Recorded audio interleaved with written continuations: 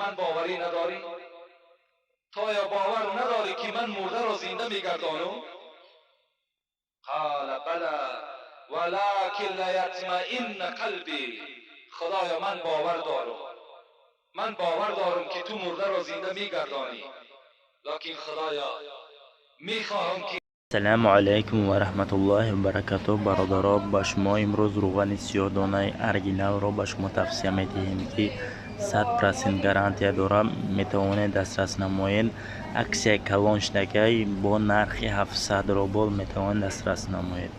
125 میلی گرم ارگینال کدومی که مقصد پرستاتی، خنه گرفتگی، مقصد جود کدر، جگر درد، چیزی که چی باشه انشالله دوام میدهد. کسانی که مقصد موی سرشون میریزه یا تنک شدگی میتوانید مقصد کسانی که میخوان که غوض کنن موی سرشون میتوانید زکس کنید. نمیه واتساپ نمره در روی اکران واتساپ همکار میکنه. دستفکه تا مترو را بپولای. برادرها در نمونه. فخذ اربعه من الطیر. خداوند امرش کرد ابراهیم مادامی که تو بخواهی که زنده شدن و قدرت خدای خدا با چشم سری خود مشاهده کنی، فخذ اربعه من الطیر، 4 پرنده را بگیر. خدا امرش کرد. مفسرای قرآن در این پرنده ها اختلاف زیاد دارند، لکن اکثر اونها میگویند حمامتون و دیکون و طاووسن و غرابه. این 4 پرنده که حضرت ابراهیم گرفت اینها چی بودن؟ یکتش میگه کفتر بود، یکتش خروس بود، یکتش طاووس بود، یکتا انصاف بود. این 4 پرنده از هر جنس، شکل اینها دیگر، رفتار اینها دیگر، قد و پست اینها دیگر.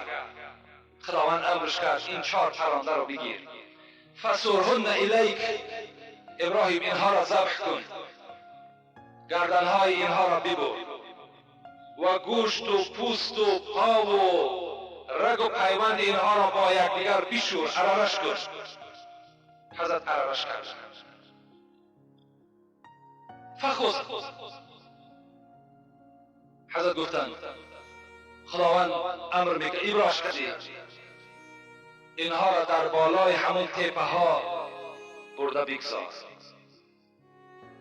فسرهن الیک ثم ادعوهن یأتینک سعیا.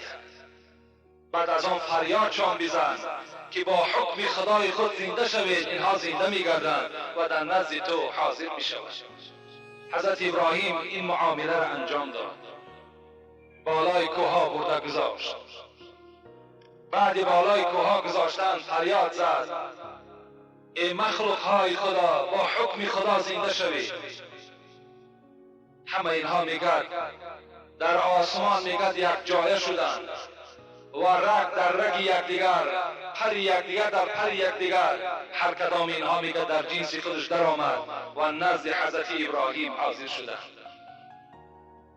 و حضرت ابراهیم چی گفتند؟ ان الله علی کل شیء قدیر. خدای مهربان، ما به قدرت تو باوری داشتیم، باز باوری ما به زنده گردانیدن تو مکمل تر شد.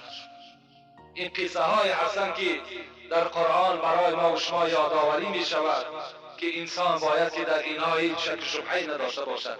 ما و شما البته به البته در روز قیامت زنده می شویم و این روز قیامت بالای همه ما و شما البته به البته آمدنی هست. خداوند حتی مینت میکند. چی میگوید؟ میگوید نظر کنین شکم مادر را که من عکس صورتکش عمل میکنم. بعضی صورتکش ها این وقتی که میخواهند که صورتی خوب بکشند، برای اونها میگه 3 چیز شرط است. یکی جای گیرچکل نباشد، یعنی جای هموار باشد برای آدمی صورتکش.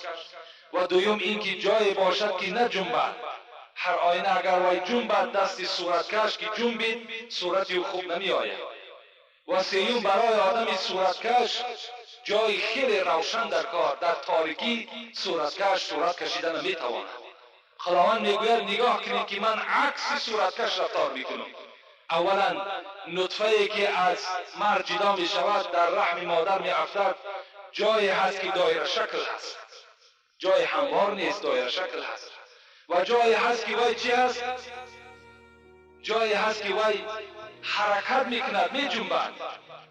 و جایی هست که تاریک است، روشنی ندارد. در این گونه خانه من چکار میکنم؟ دهد نطفه را صورت چون پری کی کرده است بر آب چونین صورتگری. شیخ سعدی میگوید از نطفه چنان فرشته های را می آفرد مثل ما و شما که از آب این چنین آدم خلق میکند. والله انبتكم من الارض نباتا ثم يعيدكم فيها ويخرجكم اخراجا. خداوند میگوید انبته را در فسیرهای قرآن میگویند که خداوند فقط در رستنی استفاده میکند. خداوند لفظ انبته را فقط در رستنی استفاده میکند. خداوند میگوید پیدایش شما مثل رستنی هست. نظر که من یک مثال عادی برای شما میارم. دهقان زمین دارد، همون زمین را برای آنی که در او تخم پرتاید وی را کشت میکند، جفت میکند، برای تخم آماده میکند. انسان هم خداوند در قرآن میگه نساؤکم حرث لکم، زنهای شما کشتدار شما هستند. همین زنها وقتی که دختر به وایک رسید وی هم آماده جفت میشود، وی هم آماده کشت میگردد. دهقان وقتی که زمین کشت کرد در زیر او یک دانه میپرتاید برای حاصل بگیرد. انسان هم نطفه‌ای که در رحم مادر میپرتاید در رحم زن میپرتاید. این چی است؟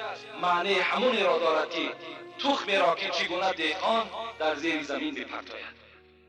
بعد این وقتی که این تخم را در زمین که پرتاخت دهقان وی را نگاه و بین میکند تا که وی از زمین سر زده بیرون شود. انسان هم وقتی که نطفه در رحم همون زن که افتید وی 40 روز بعد به خون مبدل میگردد، 40 روز بعد دیگر به اعضاها درست میشود. وی هم در همون داخلی رحم مادر چکار میکرد؟ نشء و نما مییابد.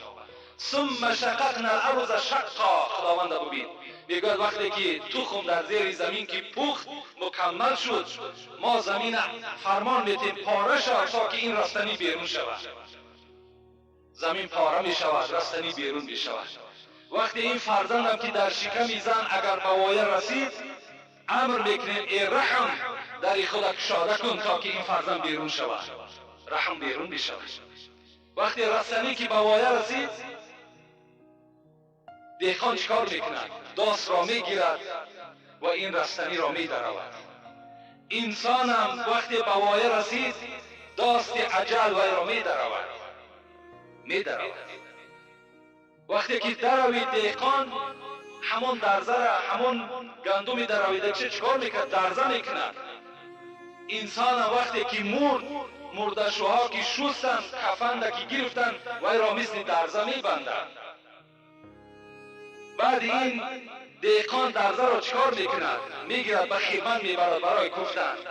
ما و شما مرده را کجا میبریم؟ خیرمن، منزلگاه، به خیرمن میبریم تا که نزد خدای خودش حاضر شود. جواب آن اعمال هایی که در دنیا کرده است جواب اونها را در نزد خدا دهد.